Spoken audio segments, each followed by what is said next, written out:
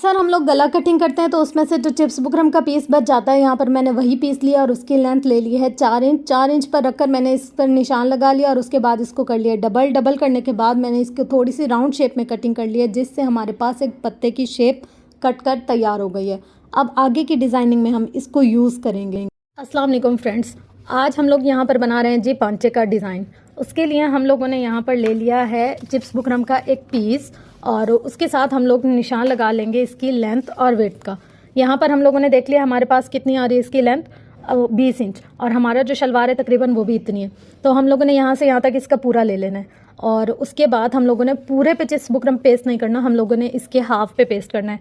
तो 20 है तो हमने इसका हाफ कितना लिया 10 इंच।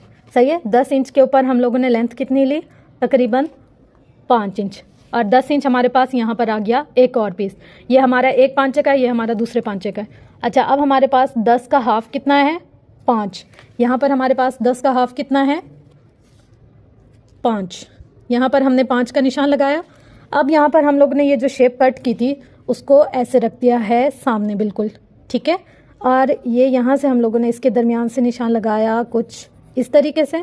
ये देखें, ये निशान लगाते हैं छोटी सी ना नीचे हमने जगह छोड़नी है। यहाँ से हम इसको पूरा निशान चला लेंगे ऐसे सेम यहाँ पर भी हम ऐसे रखेंगे। जितना हम लोगों ने यहाँ से यहाँ तक मार्जिन छोड़ा है, जितना हमने यहाँ से यहाँ तक कपड़े का मार्जिन छोड़ा है सेम उतना ही। अगर हम लोगों ने यहाँ पर आधा इंच छोड़ा है तो आधा इंच, और अगर हम लोगों ने आधे इंच से ज़्यादा छोड़ा है तो आधे इंच से ज़्यादा। लेकिन मैंने यहाँ पर आधा इंच छोड़ा है तो यहाँ पर मैं जो दूसरा डिज़ाइन है वो भी ऐसे आधा इंच छोड़ कर ही बनाऊँगी। यहाँ से हमारा ये शुरू होगा। इसको रखा हमने यहाँ पे और यहाँ से इसका पूरा बराबर रखकर हमने निशान बना लेना है पत्ते का। ऐसे किया, ये निशान लगाया, ये निशान लगाया, ये निशान लगाया, ये यहाँ पर ऐसे आ गया। ये हमारी शेप दोनों की एक जैसे और बराबर बन गई। अब हमने इसके साथ थोड़ी सी जगह छोड़नी है यहाँ पे और इसके बिल्कुल करीब रखकर हमने निशान बनाना है कुछ इस तरीके से। मतलब यहाँ से भी थोड़ा सा हम लोगों ने कपड़ा छोड़ना है, यहाँ से भी चिप्स बुकरम का पीस छोड़ना है और हमने इसकी ऐसे शेप बनानी है। यहाँ से ऐसे बनाया, बिल्कुल इसके करीब चलाए, यहाँ पर ख़त्म। यहाँ से लेकर आए, यहाँ से इसका करीब चलाया, यहाँ से करीब चलाया, ख़त्म।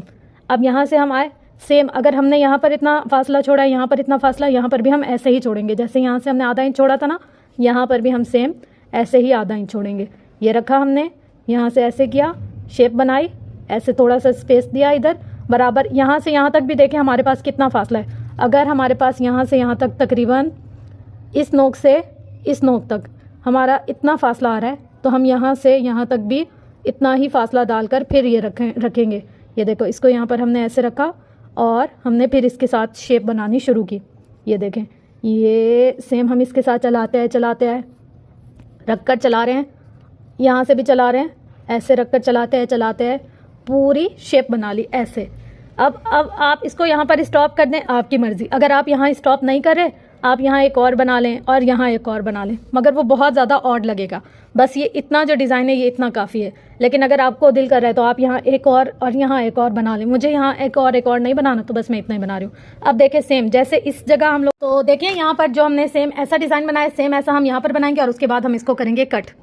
अब देखें, यहाँ से हम लोगों ने रखा स्केल को और हम लोगों ने नाप कर ली, हमारे पास कितनी आ रही है 5 इंच। तो बस यहाँ पर हम लोग 5 इंच के हिसाब से रखकर निशान लगाएंगे। निशान लगाने के बाद हम कट कर लेंगे। यहाँ पर ये हमारे एक पांचे का हो जाएगा, सेम इतना का इतना ही हमारे पास दूसरे पांचे का हो जाएगा। तो अब सबसे पहले हम इसकी दरमियान करके एक साइड की कटिंग करेंगे और फिर यहाँ पर दूसरे पत्ते को अलग से पकड़कर दूसरे पत्ते का अलग से दरमियान कर फिर हम उसको कट करेंगे। इसी तरीके से ही तीसरे पत्ते का भी दरमियान करके इसको अलग से कट करेंगे। अच्छा, यहाँ पर जो पत्तों के बीच में से चिप्स बुकरम का पीस निकला है ना, उसको आपने फेंकना नहीं है, वो हमारे बहुत काम आने वाला है आगे की वीडियो में। अब यहाँ पर मैंने ले लिया शलवार का पांचा और उसकी दरमियान की क्रीज कर और उस पर अच्छे से प्रेस बिठा लिए दोनों साइड से। अब यहाँ पर देखें, मेरे पास दरमियान की क्रीज मौजूद है। जो मेरा डिज़ाइन है ना, उसको मैंने आधा इंच नीचे से कपड़ा छोड़कर शलवार का ऊपर पेस्ट किया, आधा इंच ऊपर कर पेस्ट किया मैंने। और जो दरमियान की लाइन थी ना, पत्ते की लाइन भी पूरी दरमियान में आई है। चिप्स बुकरम का जो पीस है ना, दरमियान दोनों का बराबर है। अगर हम ये दरमियान का ख्याल नहीं करेंगे ना, आगे हमें बहुत ज़्यादा परेशानी होगी। तो बस यहाँ पर मैंने दरमियान कर सारे प्रेस करने के बाद अब जो अंदर का फैब्रिक था ना, उसको कट करना स्टार्ट कर दिया है आराम से, थोड़ा सा पीस छोड़ के, देखिए यहाँ पर मैंने पत्ता पूरा कट कर लिया है, लेकिन अंदर थोड़ा थोड़ा मैंने फैब्रिक का पीस छोड़ा है और उसके अंदर मैंने हल्के हल्के से कट लगाए, स्टार्टिंग वाली नोक से भी और एंडिंग वाली नोक से भी, दोनों नोक से मैंने कपड़ा छोड़ा है और उनके अंदर हल्के हल्के से कट लगाए, ताकि मुझे फोल्डिंग में कोई मुश्किल और मजबूरी ना हो और थोड़ा भी कपड़ा ख़राब ना हो और थोड़े से झोल वगैरह नहीं आए। अगर आप ये कट्स नहीं लगाएंगे, आपका कपड़ा फ़ोल्ड करने में आपको बहुत ज़्यादा परेशान करेगा। देखिए यहाँ पर मैं जितने भी पत्ते कटिंग कर रही हूँ, चाहे साइड के हैं चाहे दरमियान का है, सब में मैं ऊपर और नीचे हल्के हल्के से कट लगा रही हूँ और अंदर की तरफ भी हल्के हल्के से कट लगा रही हूँ। यहाँ पर हमारा पूरा अंदर अंदर की कटिंग होने के बाद तैयार हो गया है। अब मैं तो यहाँ पर जो ग्लू है वो यूज़ नहीं करी, ना UHU ना ग्लू, कुछ भी नहीं, सिंपल सादी इस्त्री पकड़ी, इस्त्री गर्म थी थोड़ी सी, उसको लगा दिया और चिप्स बुकरम के पीस के ऊपर हमारा ये कपड़ा बहुत ही आसानी से सेट हो गया। मैं तो भाई ये वाला फार्मूला करती हूँ, इसलिए मुझे ग्लू वाला आता ही नहीं है। अगर आपने करना है, अगर आपको लगता है कि आपसे सही हो जाता है, आप यहाँ पर ग्लू इस्तेमाल कर सकते हैं, हर किसी की अपनी मर्ज़ी होती है। लेकिन सबसे बड़ी बात कि मुझे ग्लू महंगी लगती है, तो मैं नहीं करती इसको यूज़। यहाँ पर इसको मैंने रख कर स्केल को नाप लिया, मेरे पास 5.5 इंच पर इसकी लेंथ बैठ रही है, क्योंकि मैंने आधा इंच नीचे का कपड़ा छोड़ा था, इसलिए अगर मैं आधा इंच नीचे का कपड़ा नहीं छोड़ती तो मेरे पास 5 इंच रहता। यहाँ पर मैं जो कपड़ा कट कर रही हूँ वो 6 इंच हमारी चौड़ाई होगी और 20 इंच तकरीबन हमारे कपड़े की लंबाई है। यहाँ पर मैंने कंट्रास्ट फैब्रिक में कट किया है। अगर मेरे कपड़े का कोई और कलर है तो मैं हमेशा जब ये वाला डिज़ाइन बनाऊँगी तो कोई डिफरेंट कलर यूज़ करूँगी, या फिर अगर आप यूज़ करना चाहते तो टिशू मुझे गर्मी में चुभता है, तो इसलिए मैंने यहाँ पर कॉटन का फैब्रिक लिया है, थोड़ा सा वो कड़क होता है तो उस पर डिज़ाइनिंग अच्छे से कर लेते हैं। यहाँ पर मैंने लेस की सीधी साइड नीचे रखी है और उल्टी साइड ऊपर रखी है, और जो फैब्रिक है ना उसको इसके ऊपर रखकर बहुत ही आसानी से सिलाई कर लिया। सिलाई करने के बाद मैंने इसको पलट कर और फिर प्रेस कर लिया। प्रेस करने के बाद अब आते हैं हम लोग मेन डिज़ाइनिंग की तरफ।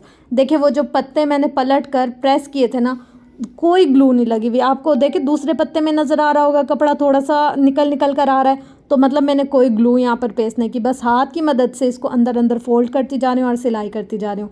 अगर तो आप बिगनर्स हैं तो आप ग्लू यूज़ करें, लेकिन अगर आपको सी के थोड़ा सा तजर्बा हो गया तो आप ग्लू ना भी यूज़ करें ना, तो भी हमें आंखें बंद करके पता होता है कि यार इतने पे इसकी मेज़रमेंट आ रही है और इतना ये ओके हो गया। सिर्फ आदत की बात होती है कि इंसान अपने हाथ की आदत किस चीज़ से पक्की करे। तो बस ये है कि अगर कोई लोग बहुत ज़्यादा सिलाई दे रहे हैं आपको, फिर तो आप ग्लू भी लगाएं, सारा कुछ सारे शिश्के करें, पर हमारे पास यहाँ सिलाई इतनी देते नहीं हैं लोग, तो हम वो वाला काम करते हैं जिसमें हमारे जेब में भी कुछ आए और हमारा जो काम है ना वो भी अच्छा हो।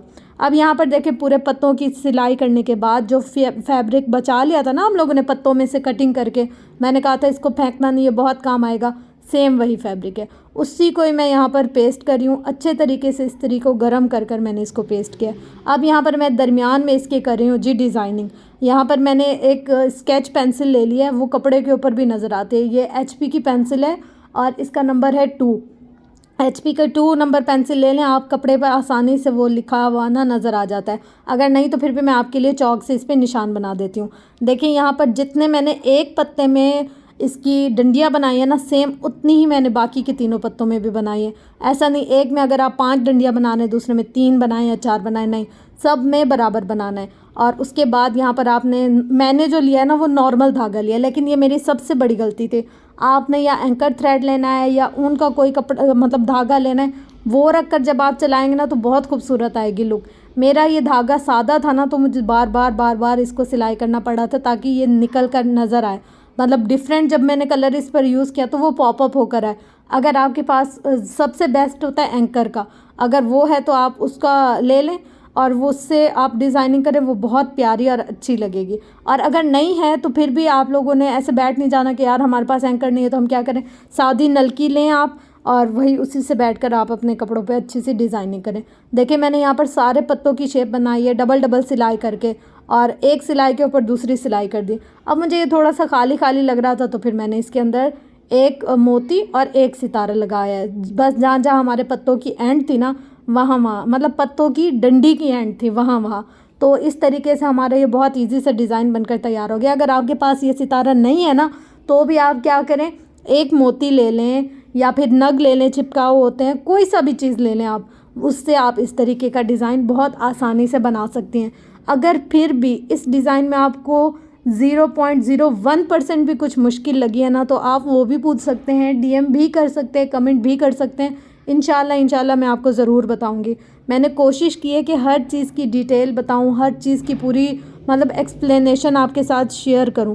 फिर भी अगर कोई ऐसी चीज़ रह गई है जो मुझसे मिस हो गई हो, तो आप वो वहाँ पर आकर पूछ सकते हैं। और इसके अलावा देखें, यहाँ पर एक जो पत्ता था ना पहला उसमें नीटनेस इसलिए नहीं आई ना, जब मैं बार बार उस पर चला रही थी ना, तो वो कभी धागा इधर हिला था कभी इधर। फिर मैंने क्या किया कि मैंने कहा मशीन की स्पीड को कम किया जाए, मतलब मैंने पहले मशीन बहुत तेज़ी से चलाई।